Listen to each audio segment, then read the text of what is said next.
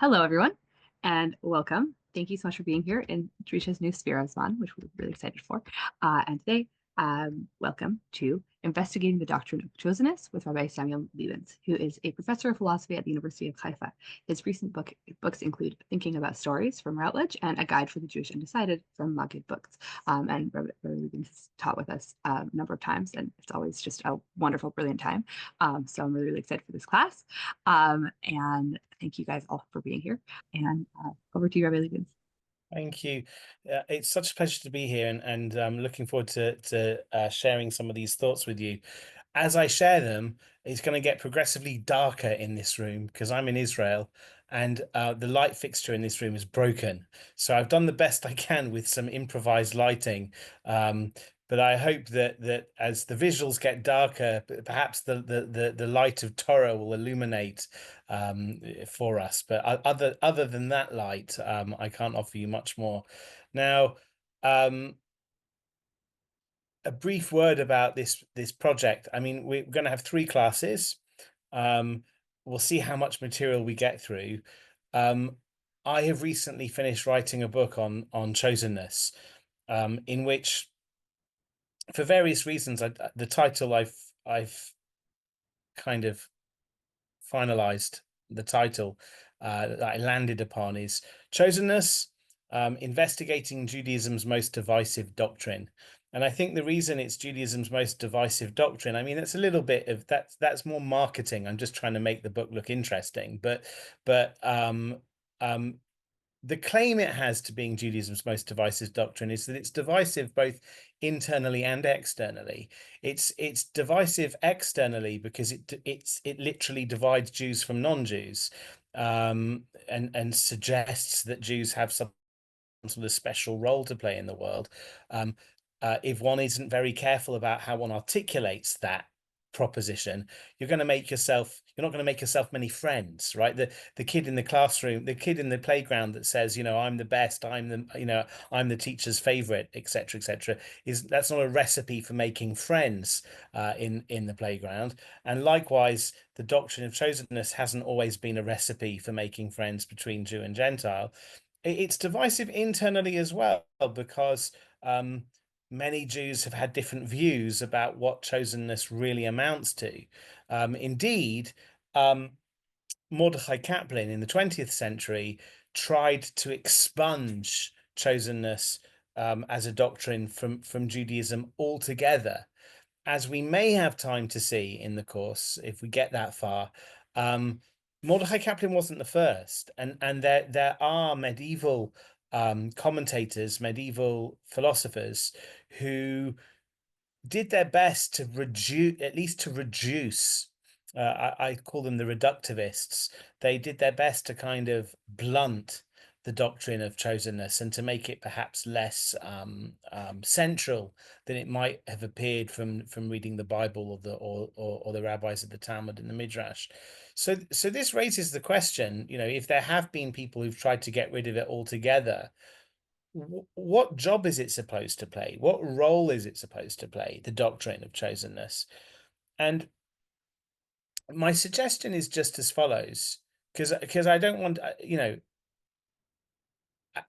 as we fill in more detail into our theory of chosenness, what we take chosenness to be, you'll get a richer theory as to what it is that chosenness is doing for us.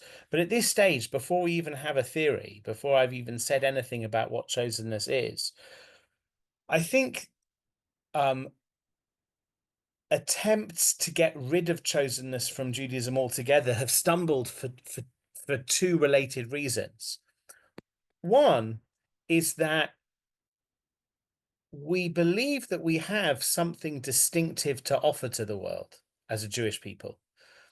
But 2, we don't believe in proselytism, unlike Christianity and Islam, and unlike many religions, the Hare Krishna movement of the Hindus, for example. There are many religions that try to spread their religious identity to the non-believer.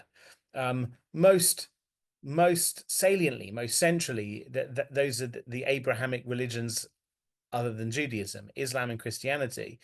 The Christian and the Muslim classically believe that there's one God for all of humanity, and ultimately all people should adopt the one true religion, either Christianity or Islam.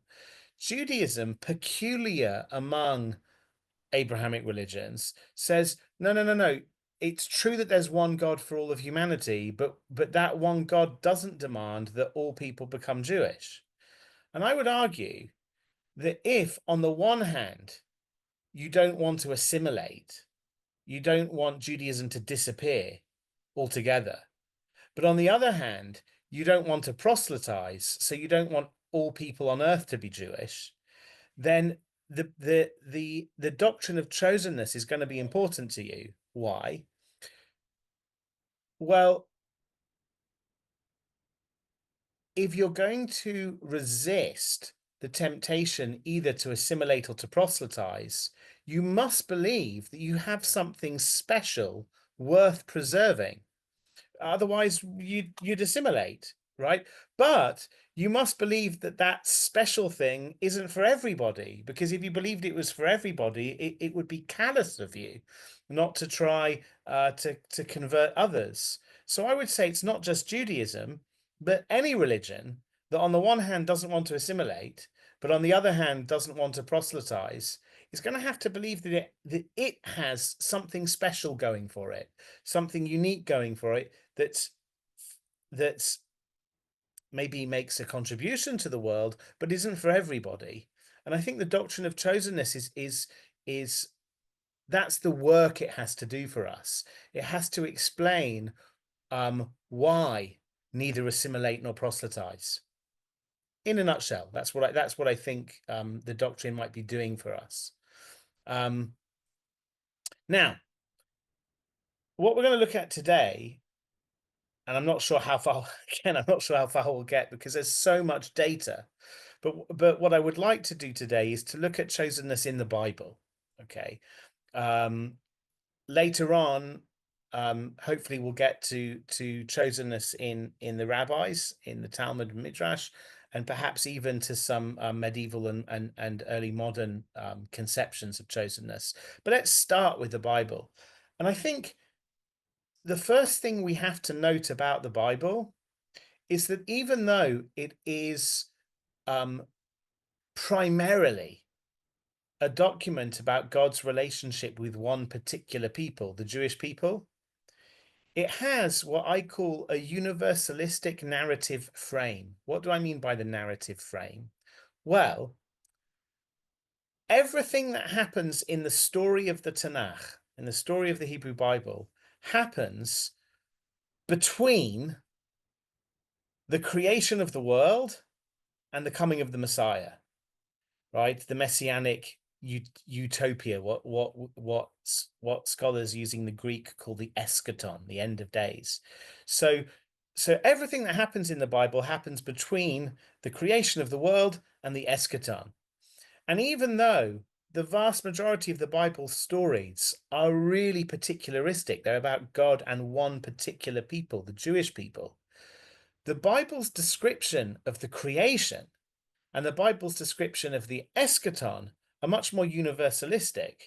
So it's as if what I'm calling the narrative frame, Act 1 and the final act, those are the universalistic parts of the Bible, with some other parts in between. That these, there are some universal flickers in the middle, but for the most part, the middle of the story is about God and the Jews. So I want to focus, before we talk about chosenness, on the kind of opening act of that narrative frame, which is the first 11 chapters of the book of Genesis. It's in Genesis 12:1 that what scholars call the election begins, the election of Abraham, the choosing of Abraham. But that's 11 whole chapters of there being no Jews on the scene, there being no Judaism. And I think those 11 chapters, famously Rashi raises that question: why does the Torah, the law book of the Jewish people, the constitution of the Jewish people, why does it have so much narrative stuff before the first ever law? The first law doesn't happen until the book of Exodus, Parshat Bo. Why all of this narrative preamble if the Torah is primarily the constitution of the Jewish people? Rashi has his own answer to that question, but you might still want to know, okay, I get why there's a narrative preamble. The narrative starts with Abraham. Why is there all this stuff? You could have just given us one chapter of introduction and then jumped to Abraham. Why are there 11 pre-Abrahamic chapters? What goes on in those chapters? Well, there are the following stories, right? First, you've got the creation of the world, including the creation of Adam and Eve. And they're created in the image and likeness of God. And you get the account of their exile from paradise. But it doesn't take a genius to recognize. I mean, there's a Mishnah that makes this apparent, a Mishnah in Sanhedrin, but it doesn't take the Mishnah to recognize that that's a quite radical opening to a book, because what the book of Genesis is saying, and I don't know of any ancient literature that makes the same claim, is that all human beings descend from the same parents. What the Mishnah says in Sanhedrin is that this is supposed to teach you that nobody should say my parents are better than your parents. You know, my blood is bluer than yours. My yichus, to use the kind of Yiddish phrase for pedigree. My pedigree is greater than yours. No, we all have the same pedigree. We're all the children of two parents, Adam and Eve, all of whom created in the image and likeness of God. Then you get the story of Cain and Abel. I'm not going to have time to get into that story today, but Rabbi Sachs is surely right to point out, as he does in Not in God's Name, the story of Cain and Abel is the Bible's first depiction of religious ritual. Cain brings an offering, and then Abel brings an offering, and it ends in fratricide. It ends in murder. Right? So the Bible's very first description of religious ritual is deeply cognizant of the dangers of religious ritual, of religious extremism, but also of this idea of feeling chosen, right? Cain's sacrifice is not chosen, and Abel's sacrifice is chosen, or at the very least, depending on how literary you want to be in your reading of what's going on, Cain experiences his sacrifice as not chosen, and he experiences his brother's sacrifice as chosen. And it leads to fratricide, it leads to murder. Like no good can come of this, you'd think. That's the Bible's own story, but we're not going to focus on that. Then you get the story of the flood. Okay. The key phrase in the build-up to the flood is this notion, or the key word is Hamas, which has sadly it's Arabic. The Arabic word Hamas has a very heavy resonance with today's world, but the Hebrew, the biblical Hebrew Hamas means something like lawlessness, violent lawlessness. And again, leaning heavily into Rabbi Sachs here, he says you can barely read the word lawlessness without thinking of Hobbes.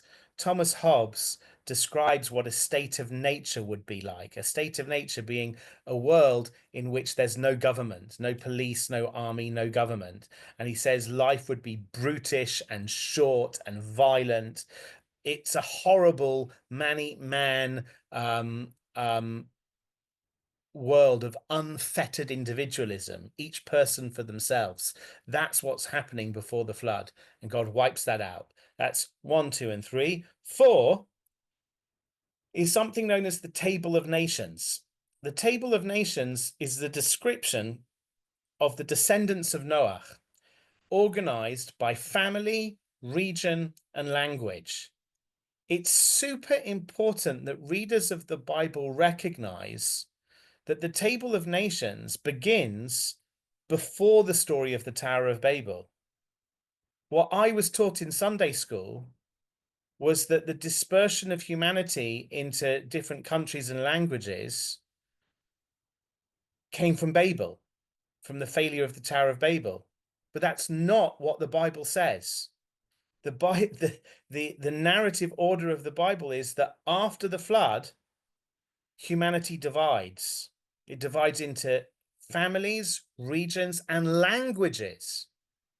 And then it says that some people in the Valley of Shinar tried to build a Tower of Babel. In other words, the project of Babel was seeking to arrest a natural process. The natural process for humanity was to divide and disperse.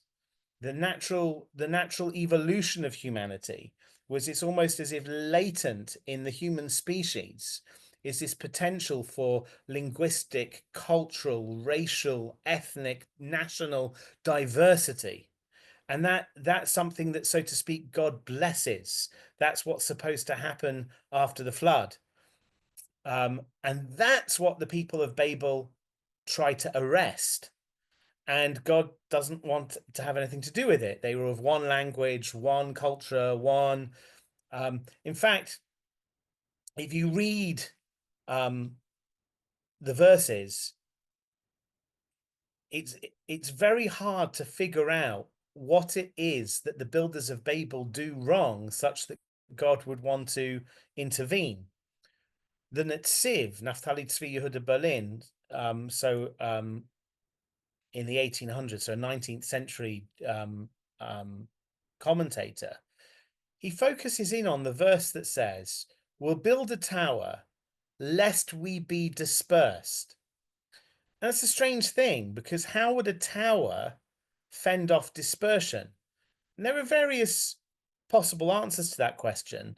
The Netziv suggests that the tower would function as a watchtower, that they would have soldiers up there making sure, because you could see everyone from the top of the tower, making sure no one leaves, right? It would be a watchtower.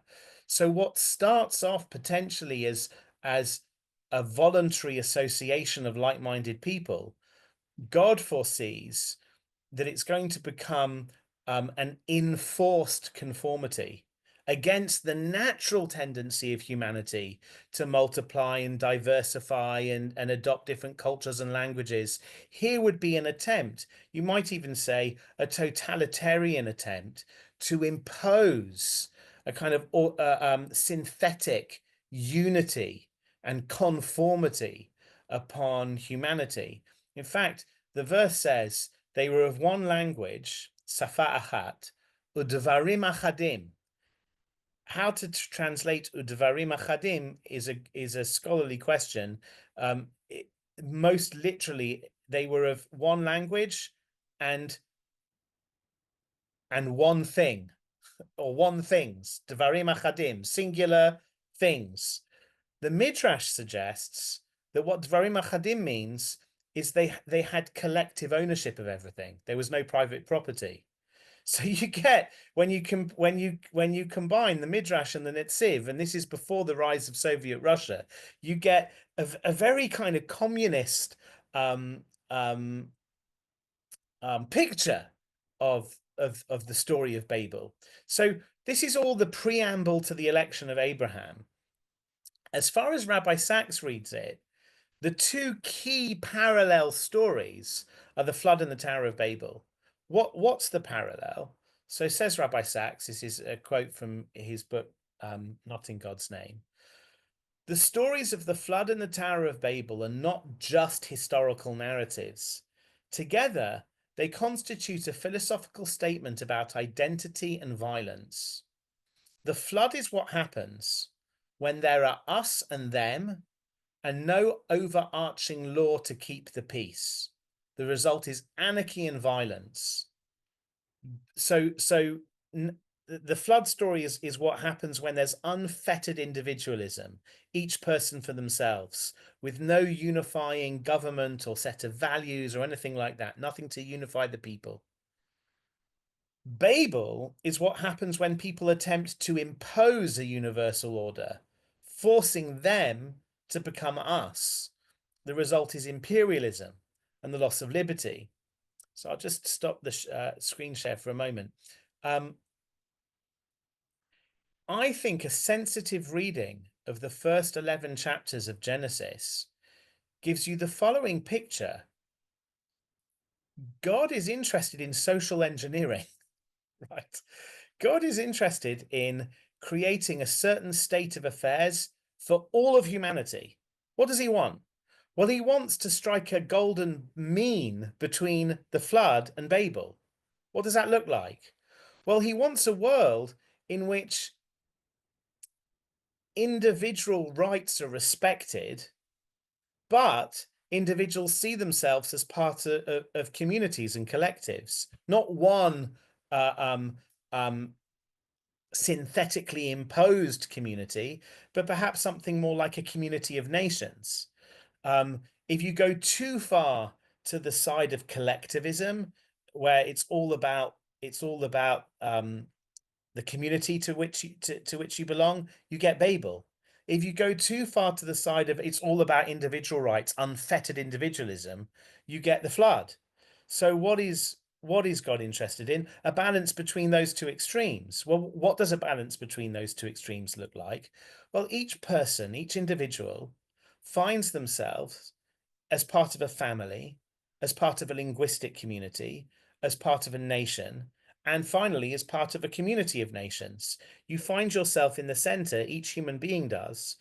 Each human being finds herself in the center of, of a whole array of concentric circles. There's the individual, there's the family that the individual's within, there's the wider community that family's a part of, and it ripples out until all of humanity is encompassed. And what's crucial is that each circle, so to speak, should respect the one that comes before it. Your family shouldn't be a family that tramples over your individual rights. Your community shouldn't be a community that tramples over your family's rights. Your nation shouldn't be a nation that tramples over the rights of the community. So each circle respects the one that comes before it. This, it seems to me, is what a balance would look like between the collectivism of Babel and the individualism of the flood. That's the story. And then Abraham appears. Okay. I just think it's very important that we don't jump into the story of Abraham without noticing that preamble, those 11 chapters of preamble. Okay, now I'll jump right back into the PowerPoint. Let's look at the election. I'm afraid to say it's rather uninspiring. Okay, this is the very end of chapter 11.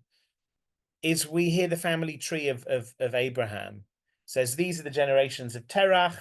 So I don't know who Terach is. I'm not told anything about him, what his job was, what his life was like. It's just Terach, right? These are the generations of Terach. Terach had 3 children, Avraham, Nahor, and Haran, right? Haran had a child called Lot. So Terach is already a grandfather when we join him. But Haran, the father of Lot, dies. He dies within the life of his father Terach in the land in which they were born, in their homeland. What's their homeland? Ur-Kasdim. Okay, very nice. Who is Terach? Why should I care? Not told. Um, he has 3 children. One of them dies. Okay, sad. Vayikach Avram v'Nachor lehem nashim. Avram and Nahor, the 2 surviving brothers, the 2 surviving children of Terach, marry women. The mother, the name of Avram's wife is Sarai. The name of Nahor's wife is Milcah. Milcah may have been the daughter of Haran. So it might be that Nahor was marrying his niece, right? Might be that Milcah was Lot's sister, unless there was some other Haran, right, who's the father of Milcah.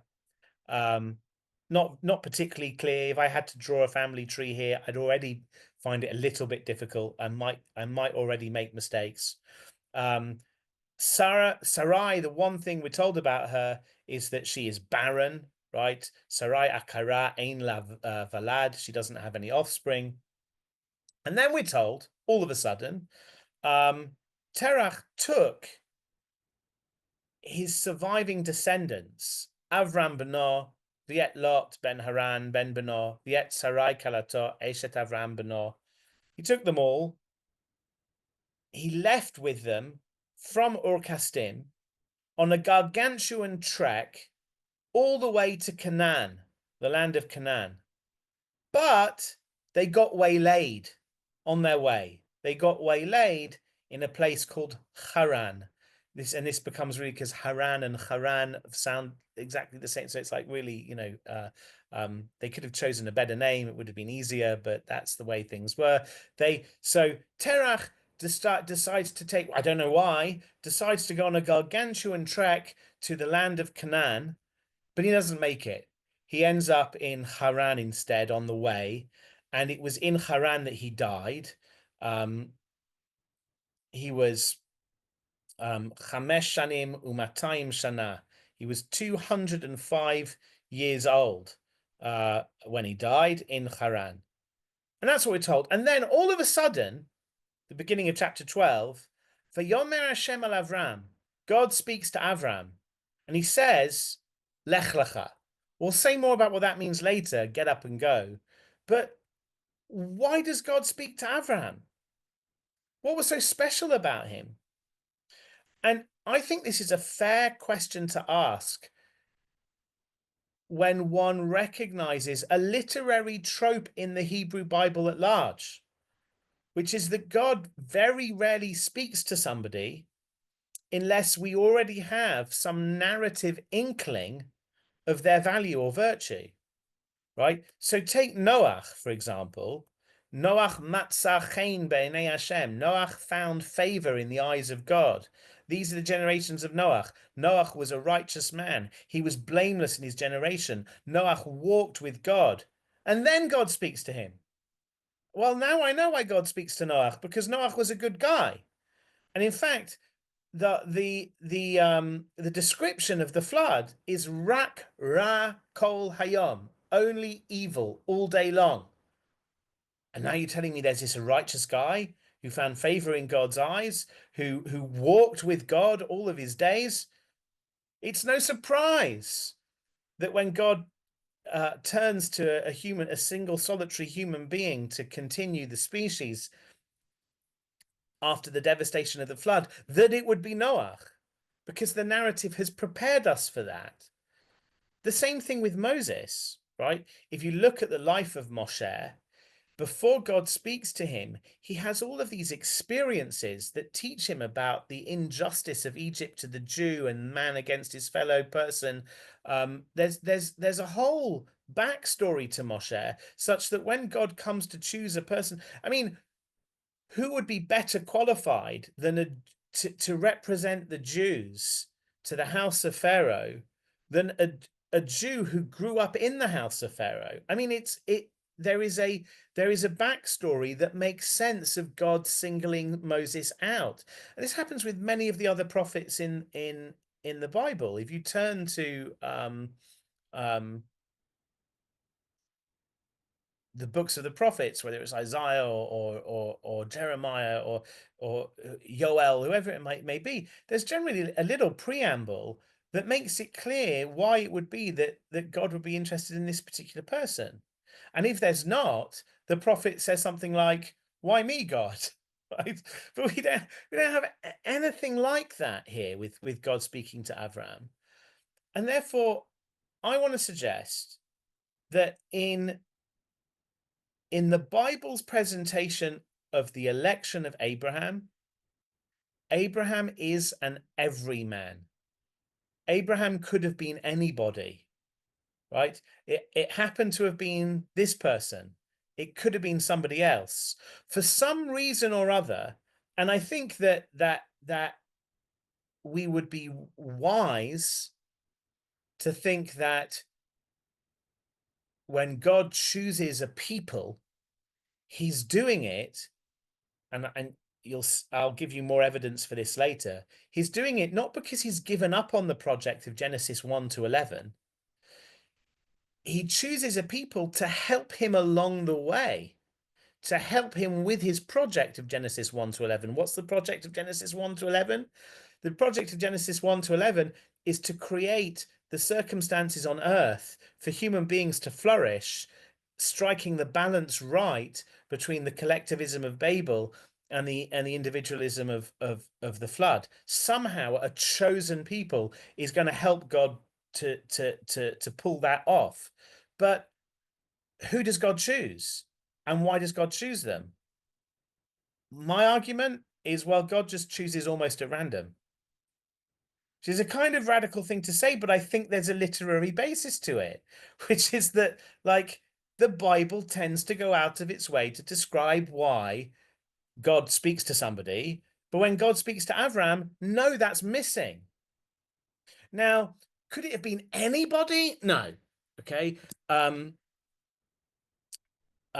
The person must at least be sufficiently righteous, sufficiently qualified to play the role of the chosen. But the question is, could it have been somebody else? My answer is, with Noah, no, it couldn't have been anybody else. With Moses, no, it couldn't have been anybody else. But with Avram, the suggestion is, yeah, it could basically have been anyone so long as they were qualified. And there's no reason to think that there weren't multiple people who were qualified.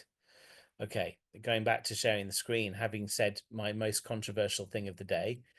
Okay, you might want to argue back, and I can imagine some arguments back in chapter 18. Okay, so quite a way in. The election begins in chapter 12. In chapter 18, God says the following: "For I have singled Avram out that he may instruct his children and his posterity to keep the way of the Lord by doing what is just and right, in order that the Lord may bring about for Abraham what has been promised him." So you say, you see, Sam, Avram was special. God chose him because he knows how to raise a family well. I'm like, well, okay. First of all, why isn't that in chapter 11 or 12? Why do we have to wait to chapter 18 to hear that? Second of all, there's no indication that Avram is the only person on the face of the earth who's qualified to do this. Yeah, he's qualified. Is he singularly qualified? Is he unique? There's no indication that he's unique. Now, the rabbis say that Abraham passed 10 trials. It depends how you count them, but he certainly went through a number of ordeals after being chosen. Nachmanides says that the fact that Abraham passed these tests, the fact that Abraham succeeded in all of the trials that God threw in his way, reveals retrospectively that Abraham was a superhuman being. Most people would have failed. So the tests retrospectively show that God knew what he was doing when he chose Abraham. Abraham wasn't some everyman. Abraham was one of the few people on the face of the earth ready to succeed in the face of these trials and tribulations, the 10 trials of Abraham, finishing with the Akedah, the binding of Isaac.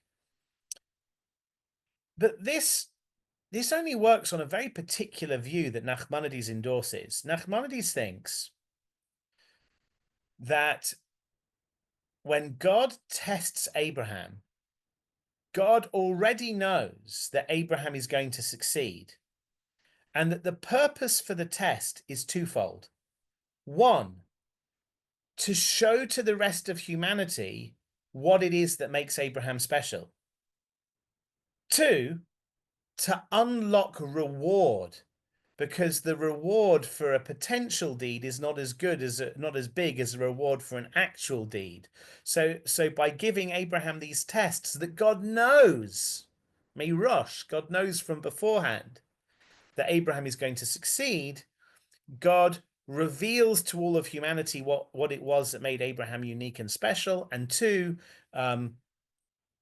God unlocks the possibility of new rewards for Abraham that he wouldn't have had he gone to his death without being tested in these ways. Now, if you read one of my favorite books of Jewish philosophy, Sefer Ikarim, by Yosef Albo, in the I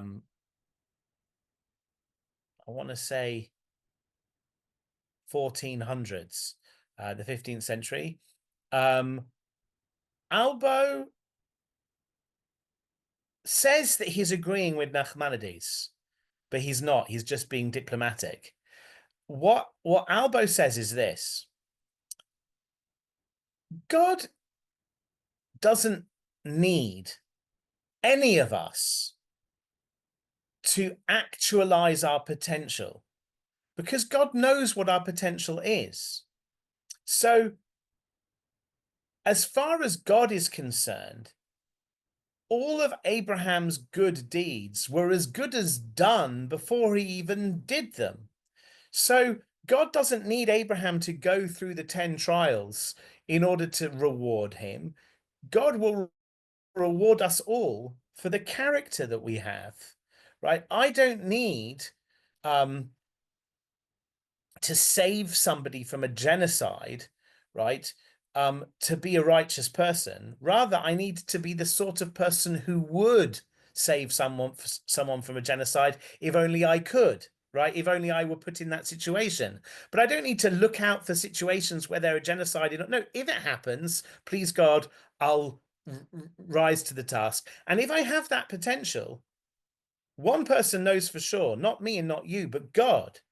And if God knows for sure that were I to be tested, I would succeed, then God should reward me already. He doesn't need to go through the extra rigmarole of testing. He knows for sure that I would. So he knows what my character is. Rather, says Albo, the reason God tests Abraham is each test refines him so that after test one, Abraham is a better person than he was before test one. After test two, Abraham is a better person than he was before test two, and so on and so forth. God is training Abraham with the trials. But this is a very, very different view. So according to Nachmanides, the fact that Abraham succeeds in the 10 trials retrospectively reveals to us that Abraham was a super special guy. But according to Rabbi Albo, the 10 trials merely show that God trained Abraham. Well, maybe you'd be a super special person if God trained you, right? We don't all get God to train us in quite this personal way. And in fact, there's a verse in the book of Isaiah that says, look to the rock from which you were hewn. And it says that rock is Abraham. Who's doing the hewing? God. God took a rock and he hewed it into Abraham. God trained Abraham. God took a person who was perhaps unremarkable and made him remarkable. Okay. But you might say, no. I've got one more piece of evidence for you. Okay. I can prove to you that Abraham was a super special guy before he was chosen. Look at this verse, Genesis 12:5. And Abraham took Sarai his wife and Lot his nephew and all the possessions they had amassed and all of the souls that they had made in Haran. What does that mean? Well, I'm sorry to say it, but according to some of the commentators, it just means the slaves that they bought. But many of you know, perhaps, what Unclus suggests. And to be fair, it is a very poetic way of describing slaves that you bought, souls that you made. What does that mean? It's not their children. Sarah was barren. Right? So according to one tradition that Unclus codifies in his translation of the verse, is that Abraham and Sarai, both of them together, converted people to monotheism in Haran. Well, okay, I admit, if that's what that phrase means, then that is some evidence that Abraham and Sarai were very, very special people. But, and perhaps unique in their generation, I don't know. But if that's the sole reason they were chosen, the Bible should have made more of it. It's an elliptical phrase that could mean one of many things stuffed into a clause of a verse about them, that happens after the election. It doesn't blow me away. I think the Bible could have made a big deal of who this Abraham was and who this Sarai was and why they were so special. The Bible knows how to make a big deal of that sort of data, and it doesn't do it with Avram and Sarai. Okay. So the reason that's important is because, sadly, I'm not going to be able to share with you all of the data that I've amassed for this book project. But at some point in time, what I would describe as an ugly thread appears, and it's the thread of supremacism. And the thread of supremacism wants to suggest that the Jews are somehow innately, inherently better than non-Jews. And I just think it's really important that the ur text of the election, the book of Genesis, has no such suggestion. On the contrary, it's almost the opposite. And it's almost gone out of the way to say that Abraham and Sarai were just every men and women, and every man and every woman. That they weren't particularly special in the context of God making all of humanity in the image of God.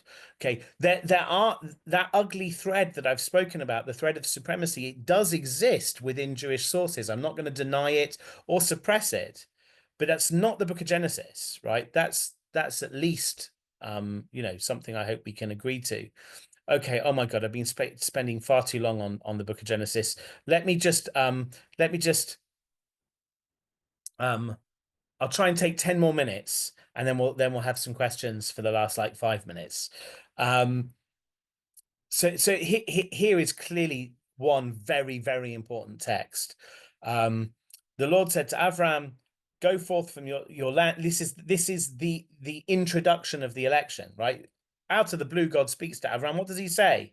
He says, "Go forth from your native land, from your father's house, to the land that I will show you. I will make you a great nation, and I will bless you. I will make your name great, and you shall be a blessing. I will bless those who bless you and curse the ones who curse you, and all the families of the earth shall bless themselves by you." Well, that's one translation of the phrase "V'nivruchu v'cha kol mishpachot adama," right? This is Rashi's explanation. Rashi's explanation is, when the families of the earth bless their children, they'll say things like, "You should be like the Jews." Okay, but that's not clearly what it means. Before I tell you what it clearly means, let me share with you the reading of Rashi's grandson, the Rashbam. The Rashbam, when he looks at this verse, "The families of the earth shall bless themselves by you," he takes the verb, which looks for all the world like it's levarech, to bless. He says, no, the verb is a strange conjugation of the verb laharchiv, which means to be grafted. The Rashbam says what this means is eventually all of the families of the earth will be grafted into your family. That's remarkable, because in the New Testament, that is exactly what Paul says, right? Paul says that the church of the Gentiles, is going to be grafted in to the family of Abraham. So when I see the Rashbam, the grandson of Rashi, say the same thing, I was like, what? But if you think that is a viable reading of the verse, then what you get is written in right from the very beginning is the idea that eventually everyone's going to be Jewish. Right? I said that the purpose of the doctrine of chosenness is to explain how we can, on the one hand, not want to assimilate, but on the other hand, not want to proselytize, not want everybody to join us. But interestingly, the Rashbam seems to disagree with me. The Rashbam seems to think that chosenness is a process that begins with Abraham, but will one day encompass everybody, right? Because v'nivruchu v'cha kol mishpachot adama means eventually every family will be grafted into your family. There'll be no distinction between Jew and Gentile because everyone will be grafted in. However, the most widespread translation of this verse, it's in the Radak, the Beur Yashar, the Chatam Sofer, the Malbim, the Orachaim, and others, is the families of the earth will be blessed because of you. Not that everyone's going to join the Jewish people, but the Jewish people are going to be a vehicle for bringing blessing to the entire world. Now, of course, there's a question: how exactly are they going to do that? I don't know yet. This is the beginning of the story. But if you want to read the Bible and say, God used to be interested in all of humanity, but then he gave up on them. And instead of wiping them all out like he did in the time of the flood, he just ignores them from now on. From now on, he just cares about the Jews. That's not sustainable in the face of Genesis 12:3. Where it says, in the very act of God choosing Abraham, he says, I'll tell you why I'm doing it. I'm doing it for the good of all of the families of the earth. And that's the mainstream reading of that verse, right? Unlike Rashi, unlike the Rashbam, but like all of these other commentators. Okay, how are we supposed to be a blessing to the world? Well, there may be some mystical element, somehow, by keeping the commandments that God gives to us, we funnel or channel into the world some sort of spiritual overflow. And there are mystical accounts of the election that say such a thing. But remember, I read to you a while earlier from Genesis 18 that God's particularly interested in Abraham raising a family who follow along the lines of tzedek and mishpat, which are these kind of social goods. Tzedek, kind of righteousness, and mishpat, justice. I think it's not far-fetched to think that Abraham is supposed to set some sort of example to the world through his behavior. At least that's the ideal. He may not live up to it, but that's what he's being called upon to do. So if you look here, it says God changes Abraham's name from Avram, which means mighty father, to Avraham, which apparently means father to a multitude of nations. But it's a little bit confusing here, these verses, because on the one hand, yes, Abraham is going to be the father of multiple nations. But on the other hand, the rest of the book of Genesis is going to be obsessed with who is in and who is out of the covenant of Abraham. Not all of Abraham's children are. Yishmael is not in, right? The children that he has with that woman called Keturah are not in. Isaac's in. And then Isaac has two children, Esau and Jacob, right? Jacob's in. Esau is not in. There's one nation, or are there a multitude of nations? You're the father of a multitude of nations, or you're the father of one special nation? And do a multitude of nations inherit the land of Israel? No. Despite what it says in this verse, we know that it's one nation that's supposed to inherit the land of Israel. So one thing we can do is we can look at the meaning of the word Av, father. Av doesn't just mean father, it can also mean example, right? Pharaoh appoints Joseph to be an Av to him, to himself. Pharaoh isn't appointing Joseph to be his own father. Pharaoh has a father, a deceased father. Pharaoh is appointing Joseph to be a leader who leads by way of example. In modern Hebrew, avtipus means an archetype, right? In Mishnaic Hebrew, that's how the word is used as well. Av, an av is used to be an archetype, and a tolada would be a species of a genus, right? But an Av is an archetype. So it could well be that how is Abraham supposed to be a blessing to the world? By setting an example of tzedek and mishpat. Um, Likewise, Sarai, my princess or my minister, becomes Sarah, which means something like a minister or a princess to the world, right? So there's this notion of Avram and Sarah having a mission that's outward looking, and is supposed to teach by way of example. Am I going to do this?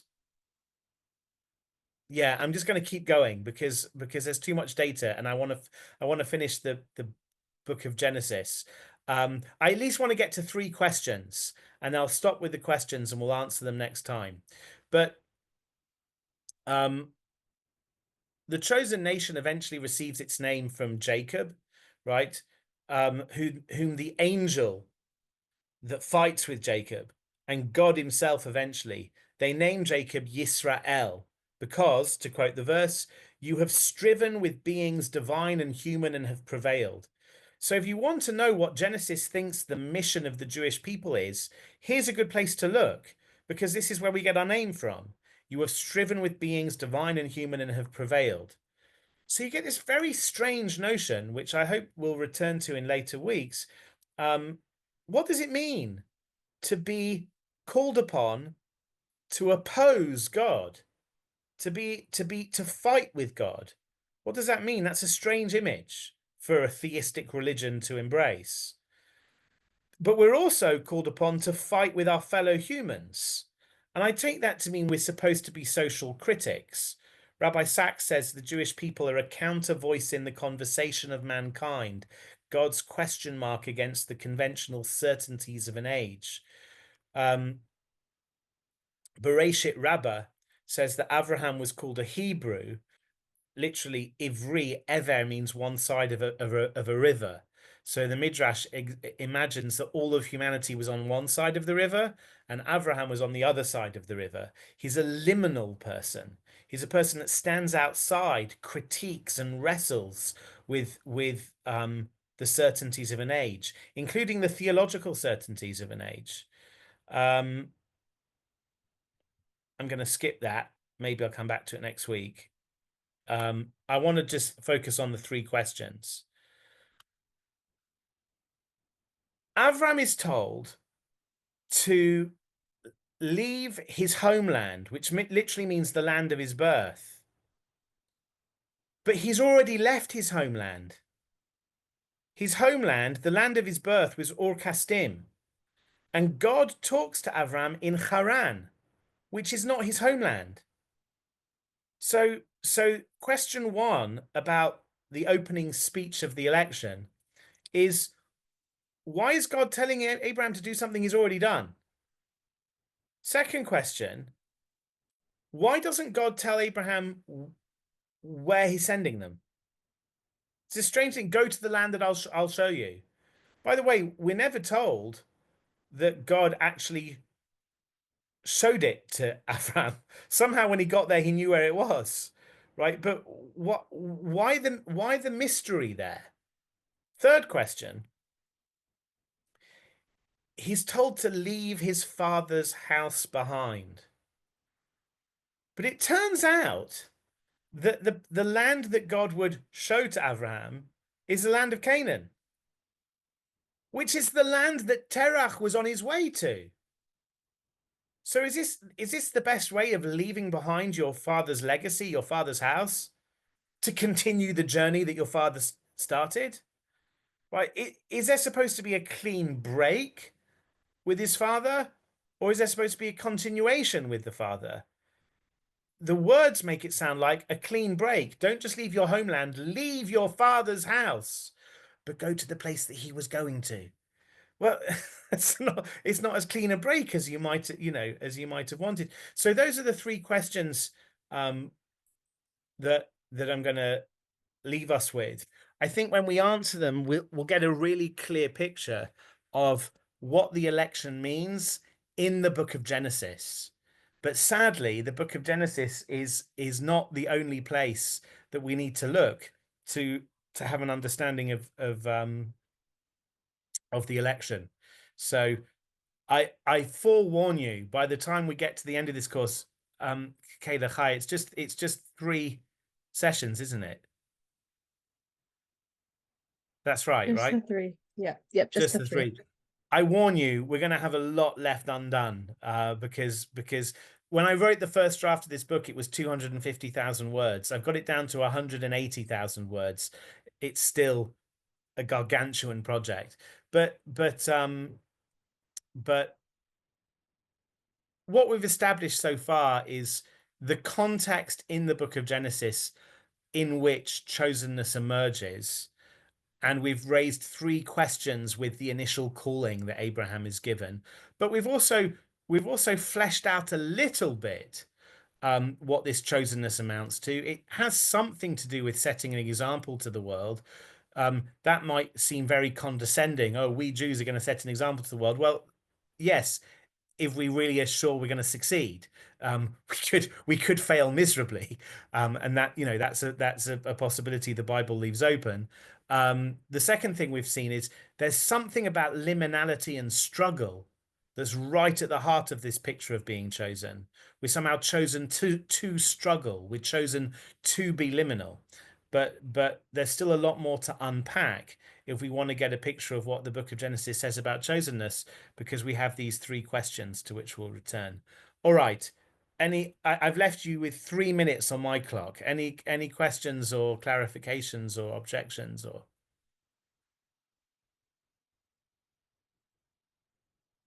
I'll ask a question. First, go thank you. on This then. is great. Thank you, Teresa. You seem to pretty conclusively, if I understood you correctly, be saying that that ugly thread of supremacy can't essentially be found in In Genesis, Genesis. Yeah. because the selection criteria was not. It seems to suggest there's not some sort of initial or essentially superior That's right. trait. There was no ethnic or racial or any type of basis to the choice. Yeah. But I guess that doesn't seem to prevent there still being a constructed or fabricated sense of supremacy of, okay, there still sort of necessarily had to be one people raised up above the others, even if Yeah. it was one that had to be fashioned and trained. Good. Um, Good. You're right. So, and I think that's an important point to distinguish. The type of supremacy I don't see a thread of in Genesis is a racial or even innate supremacy. But you're right, to the extent that one particular population are elevated above the others, there's I'm not sure I would call it supremacy, but there is an elevation, and that potentially comes at the expense of others. One thing I didn't get a time to look at, but we'll look at it next time, Jennifer, is that Genesis also has a lot to say about those who aren't chosen. And we'll get to that because I think it will help to alleviate some of the ugliness of the Genesis picture. Some of it, right? Um, um, whether whether or not chosenness results in some sort of Jewish superiority, call it, instead of supremacy, is going to be a recurring question. Okay. To Spoiler alert is that for Maimonides and Satyagaon, there's neither supremacy nor superiority, right? For Rabbi Yehuda Halevi, there is both supremacy and superiority.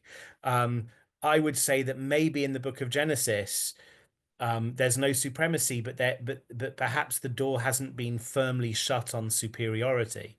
Superiority merely by dint of being given a superior job to do, not because you're inherently more worthy, but you've got a more worthy job.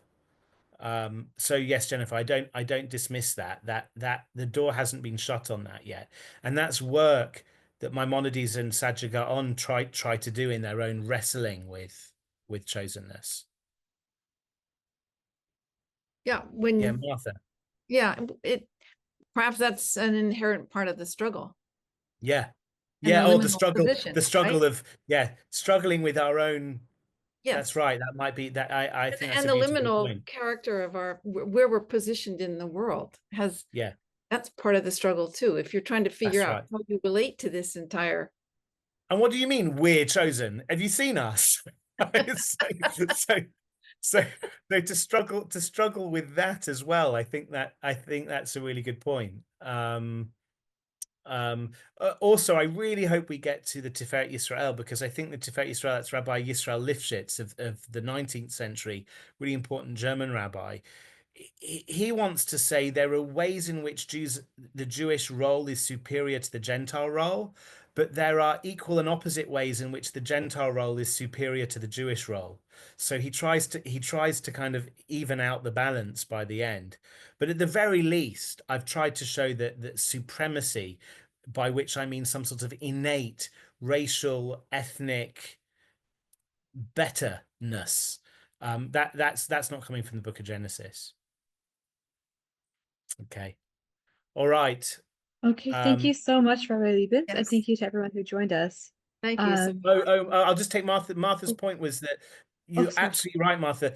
Whenever there's a lacuna in the biblical Yes. narrative, that's when the Midrash steps in. Right. So this is a massive lacuna, right? Yes. Who is Abraham, and why did God speak to him? So there's almost an infinite number of midrashim that step into that breach, An right? unbearable breach. Yeah, it's an unbearable It has breach. to be filled. But I think it's a literary masterstroke. The breach is supposed to be saying something, Yes. which is that, don't think of Abraham as potentially some uniquely gifted individual.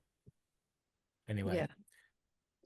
All right, everybody. I'll see you next week. Tell your friends, bring them along. I'll try to make it accessible for those that weren't there for the first week. Thank you so much. Thank you so Okay, much, thank everyone, for you. joining us, and thank you, Rabbi Lebens. Thank you. And I just want to plug quickly that you can go to drusha.org/classes to see all of our really wonderful upcoming Sphera classes, which got a great lineup. So Brilliant. can't wait to Brilliant. learn again with you soon. Thank you so much. Goodbye. See you next week. Bye-bye.